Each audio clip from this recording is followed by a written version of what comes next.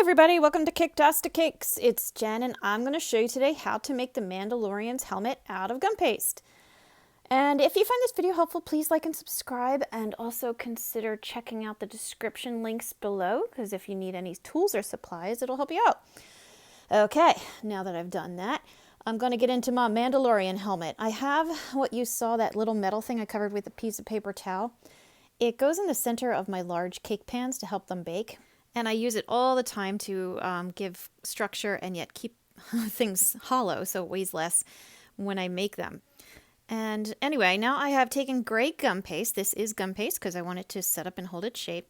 I shaped it over, as you see, that little metal thing that I have to make kind of a dome. And I tried to make it as round as I could on three sides and kind of come out a little bit in the front there. I put a rectangle of black gum paste that you see me patting into place there across the front. And you want it to go wide enough that it goes around onto the sides as well of the helmet. I'm cutting out a square of more of the gray gum paste here, and this is just going to be kind of like my starting point. I'm going to keep holding it up and referencing the size of it. I'm going to make kind of like an L shape out of it, and that's going to become part of his mask. You only want it to go about 3/4 of the way up. You don't want it to go all the way up.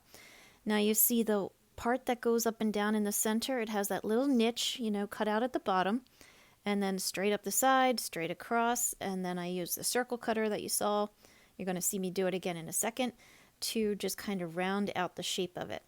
I took the one that I made because I did like it. I tweaked it a little bit just to make sure it fit, but I flipped it over on some more gum paste and just used it as a template. It's just an easy, simple way to make things a little more symmetrical.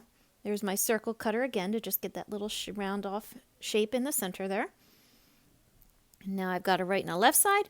I can put them together. Just make sure you leave a little space in the center so that the black shows through, kind of like a letter T, I guess you'd say, by the time we're all said and done. And yeah, you're good to go. Now, this piece is going to be kind of, I'm going to call them the cheek pieces because I don't know what else you're going to call it. I rolled it, as you saw right there, with my rolling pin on either side, so now I have kind of a hump in the center. You're going to see it many times. It goes thicker in the center and kind of points out. That's just the shape that's in the helmet, so I was trying to replicate it, and that's the way I came up with. I have it up in place. I'm just measuring it out.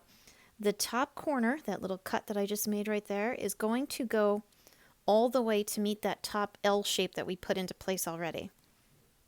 The bottom piece is going to come down and curve around, but it is not going to meet the bottom anywhere. So you're going to have an opening that starts at the bottom and then tapers off and disappears into the top corner because they're going to come together. The gray pieces will come together again.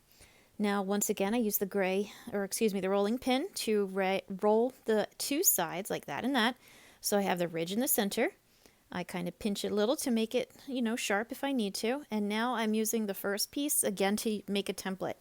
So I'm getting the height and the width of each side, and I just match up the ridges so that I know which way to go with everything.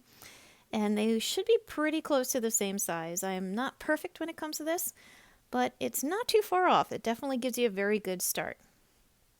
All right, now I've got my second one that mirrors the first. So you want to put them together a little bit off. So I match up the ridges, and I can see that the one is a little bit bigger because it just always is that way for some reason. So trim off any extra, peel them apart carefully so you don't wreck them, and then you have two matching cheek pieces. That top corner, as you see, goes up to meet the L that we made earlier, and then the bottom, again, it drops straight down at an angle from the top, hits that ridge that I left in there, and then just curves around and down to the bottom. Put the other side on too. There you go. And right now I've got everything going up to the edge of the black visor color, I'm going to call it. So that's kind of like my map, my matching points that I work from. Now this straight long rectangle that I rolled out, it's a little bit on the thicker side, I want to say. I use my knife blade to make an impression down the length of it toward the top, so maybe like 3/4 toward one side, and wrap it around, and that's the headband part of the helmet. That's what I'm calling that part, the headband part of the helmet.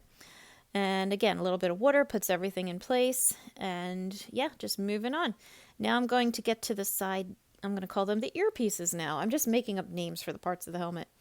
Okay, so I just have a plain old rectangle, nice and easy. See, match it up to the bottom.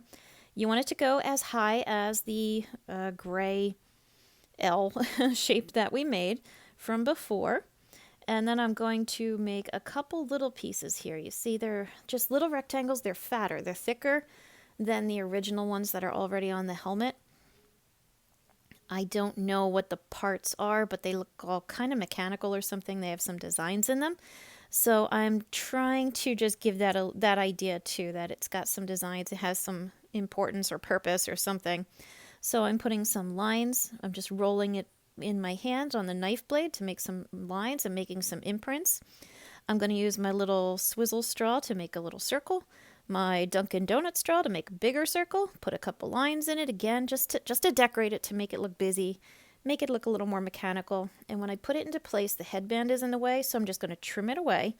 Be careful when you do this to make sure you match it up as well as you can, because you don't want a big gap because you just mismeasured or anything. And then add some water and stick it into place. Same thing on the other side. Cut away the extra, put it into place, press it in, tuck in your edges. There you go. All right, one little final detail here. Like, it's not hard. This really isn't bad to make. It really isn't. I'm going to do the piece that goes across the top of the head. So another long, thin strip. I'm going to use my knife blade again to make 2 lines running down each side. Meet in the middle. You got to tip the corners off of the front and the back, just like nip them off. Lay it over and center it. There you go. Mandalorian helmet. Now you could add some silver finish to it if you want, but I just left it the way it is. And yeah, that's it. So I hope you found this video helpful. Please like and subscribe again, because it really does help me out. I've got a ton of other videos out there, so please take a look. And as always, thank you for watching Caketastic Cakes.